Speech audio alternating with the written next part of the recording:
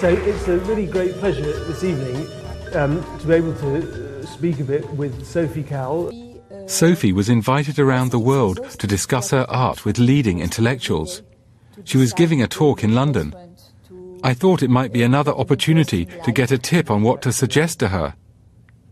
At first, the themes were familiar. So when you have a ritual, a rule, in a way it's a rest, because you just have to, you decide for the rule, then you do it, then you don't have to judge in a way what you do, because you are inside a ritual, and it's incredibly restful. Then Sophie began to talk about her relationship with Paul Auster. The famous American writer had based a character in one of his novels on the artist. Maria was an artist, but the work she did had nothing to do with creating objects commonly defined as art. Some people called her a photographer, others referred to her as a conceptualist. Still others considered her a writer, but none of these descriptions was accurate. And in the end, I don't think she can be pigeonholed in any way. Her work was too nutty for that, too idiosyncratic, too personal to be thought of as belonging to any particular medium or discipline. Sophie, it turned out, was not entirely satisfied with this one-sided collaboration. I thought I could ask Paul Auster to write a book. I gave him 1 year of my life. I met him, that's how we met. And I said, okay, now I want to do the opposite. You took my life, you made a fiction. I would like you to write a fiction, and I would make it happen in life. So I say, I give you 1 year of my life, and I will do everything your novel says. He was afraid because he thought that if he was doing this and I would obey, he would be responsible. So he refused, but I'm still searching for a writer that would accept to write the script. I would obey. Dear Sophie, I propose to commission a brilliant British writer to write a short story which you could live out for an afternoon. All the best, Ben. Dear Ben, I like this idea because it's one of mine. And it has been obsessing me for years. I don't want to sell it cheap. I have too few good ideas of my own to offer them to others. Amicalement, Sophie Calle. Sophie had rejected 8 of my ideas. I set myself a limit of 9. That left me one last chance. Sophie often turned to ordinary people to help her make her works of art. She'd spent a night on top of the Eiffel Tower and asked visitors to come and tell her stories. I decided, as a last resort, to follow Sophie's example and get members of the public to think up my idea for me. Do you know the artist Sophie Calle? No, I've never heard of her. Oh. Anyone know Sophie Calle? Vous connaissez l'artiste Sophie Calle? Quelle est votre idée pour moi? Qu'est-ce que c'est que je peux faire Ça avec serait peut-être de trouver une autre artiste avec qui travailler, parce que, voilà, par exemple. Je dois trouver un autre artiste. Oui, je suis pas sûre que ce soit la meilleure idée. Je pense que Sophie Calle, ce qui l'intéresse beaucoup, c'est elle. Well, I have to say, I really do hate rules, especially in art. It's quite boring. I thought the whole purpose of art is just to have fun and experiment and try different things, but too many rules, that's like, be an accountant. Do something with more rules. This isn't art. Aidez-moi. Je n'ai aucune suggestion. What about proposing a fake marriage? Oh. Let's have sex. Maybe that's the first rule. That'll sort of break the ice for you two. Do you mind if I say that that's a very Australian thing to say? That's very English what you just said then too. Even by my own low standards, none of the ideas that the public had suggested made the grade. I went to America for a last appointment, this time with a legendary modernist art historian in her large loft apartment. She'd also been studying Sophie Calle's new book, Exquisite Pain, and she had an interesting theory about the way the broken-hearted artist had chosen to bind this publication.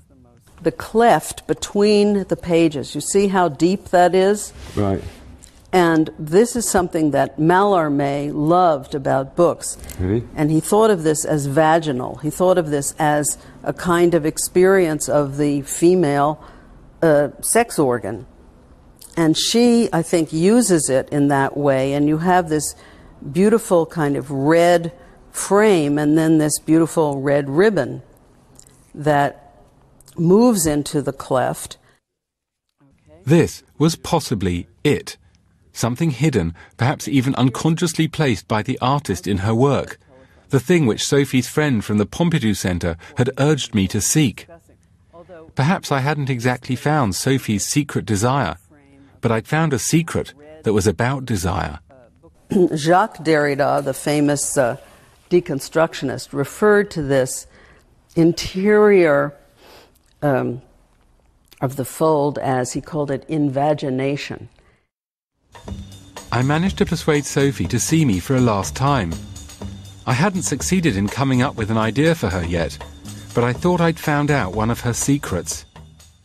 I went to interview a famous American art historian, and she said that, if I might put it delicately, that inspired by Mallarmé, you were inscribing your sexuality into the fabric of this book. No.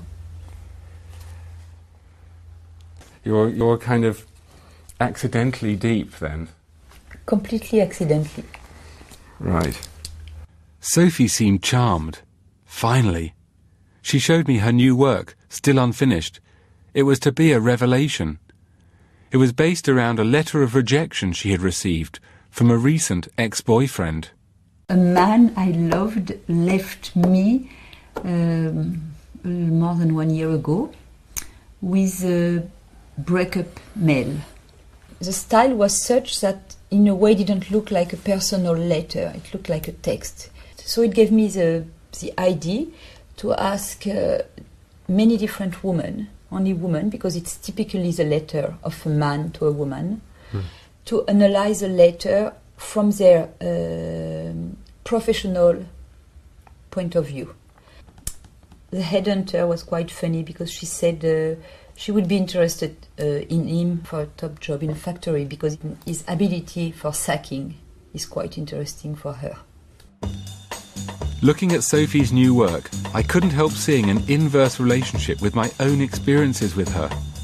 Sophie had been traumatized by her latest rejection by a lover, by email, and now she was traumatizing me by email with all her rejections.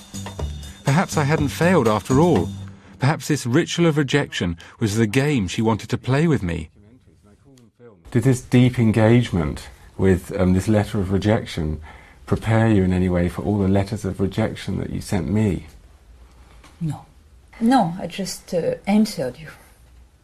Right.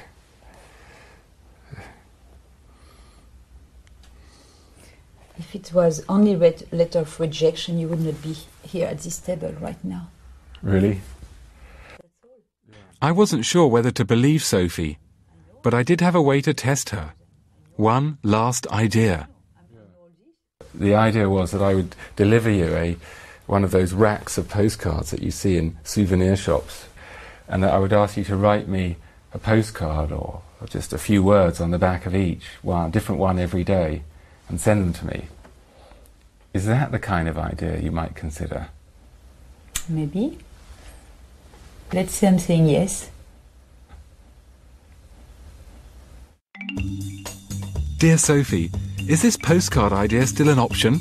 I could provide you with a postcard rack filled up with unusual postcards. Dear Ben, please, no. I have such a hard time going back to work. Right now, I don't want to play. Amicalement, Sophie.